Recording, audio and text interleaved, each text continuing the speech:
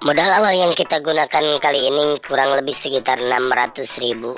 Insya Allah dari 600.000 kita bisa menghasilkan puluhan juta rupiah. Mengingat dari satu ekor saja kita bisa menghasilkan bibit lele sekitar 40 sampai 45.000. Dan untuk detailnya silahkan Anda baca sambil saya berbicara tentang terpentingnya aja ya, mengingat waktu yang saya gunakan ini sangat-sangat singkat.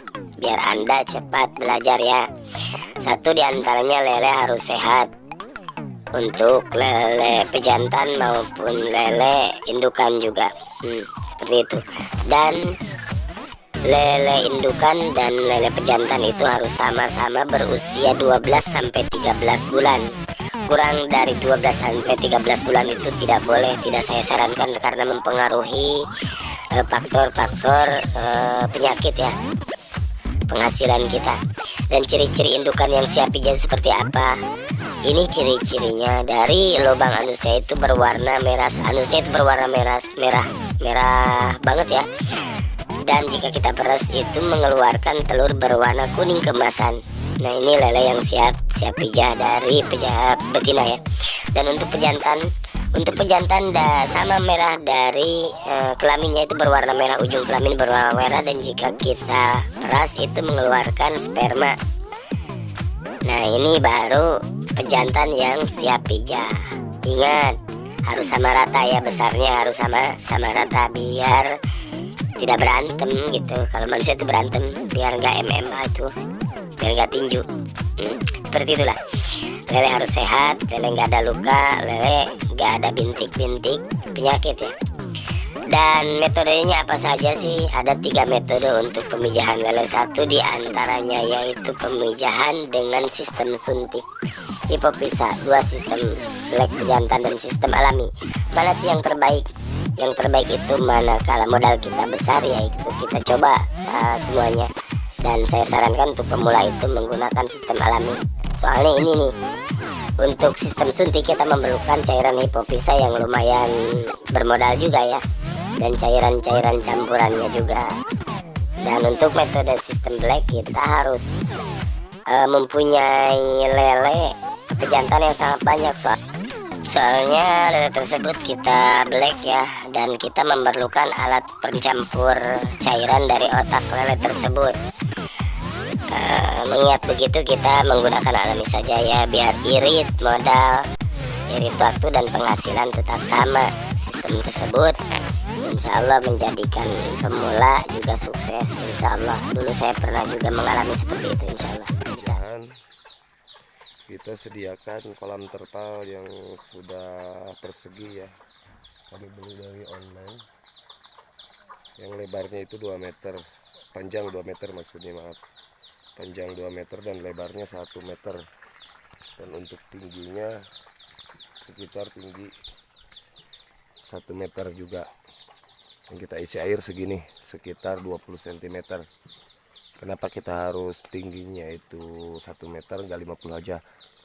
Dikarenakan lele itu loncat-loncat ya, menjaga agar tidak lepas selagi dia itu bertelur. Oke. Dan sambil kita mempersiapkan airnya itu cukup ya, kita akan ambil kakaban dan bibitnya lele. Usahakan airnya itu benar-benar jernih seperti ini.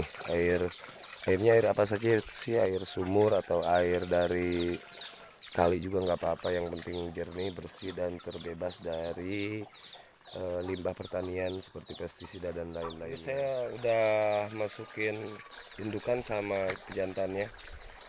Dan untuk pemasangan kakabannya seperti aja ya, dipersingkat. Berada posisi kakaban ini 5 kakaban berada posisi di dasar air ya, di bawah. Untuk biasanya kalau untuk indukan ikan mas, untuk pemijahan ikan mas itu berada di bawah permukaan air di atas ya, sekitar 5 sampai 10 cm di atas permukaan air di atas. Tapi ya di atas ini kan berada di bawah.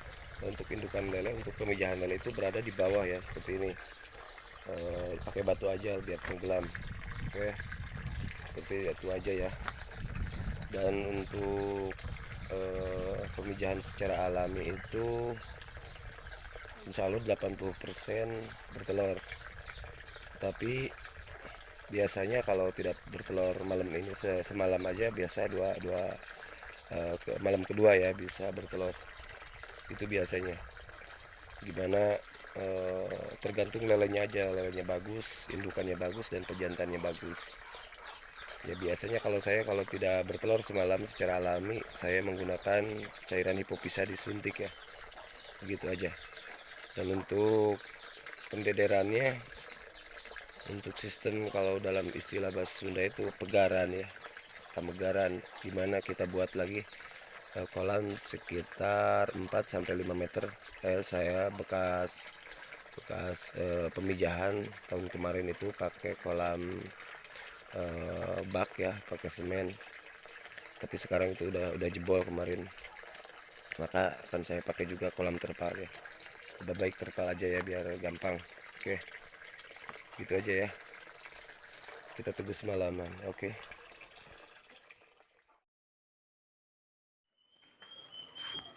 Dan setelah semalaman kita biarkan, alhamdulillah lelenya bertelur. Ini saya lagi pengangkatan indukan lele dan pejantan udah saya angkat. Nah ini telurnya nih, ini 60% telurnya keluar ya, yang tua-tuanya aja, karena kita memakai sistem alami. Jika kawinnya menggunakan sistem suntik ataupun black, maka akan keluar dengan telur yang agak muda, dan kita membutuhkan kecekatan untuk mengurus larva, soalnya air cepat bau.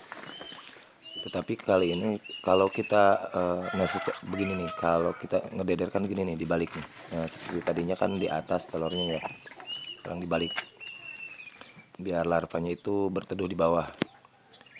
Nah kalau secara suntik dan perkawinan secara sistem black itu biasanya keluar telur yang agak muda juga, jadi banyak yang tidak mentas, bisa menyebabkan bau ke air ya. Kalau sistem alami itu yang keluar cuman yang tuanya aja, jadi potensi penyakitnya itu agak minim jika kita mengawinkan secara alami. Beda secara suntik dan secara black ya.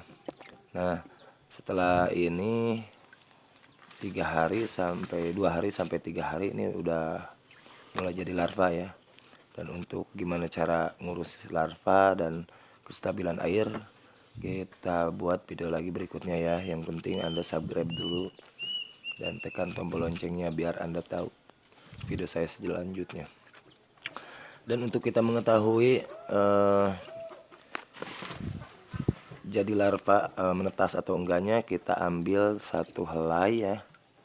Kita ambil satu helai telur 1 sampai 2, kita ambil dan masukkan ke dalam gelas yang diisi air bersih, supaya kita tahu kan, jika kita di rumah itu bisa lihat. Kalau di kolam itu biasanya susah ngelihatnya, soalnya larva itu masih bening ya, hampir gak kelihatan.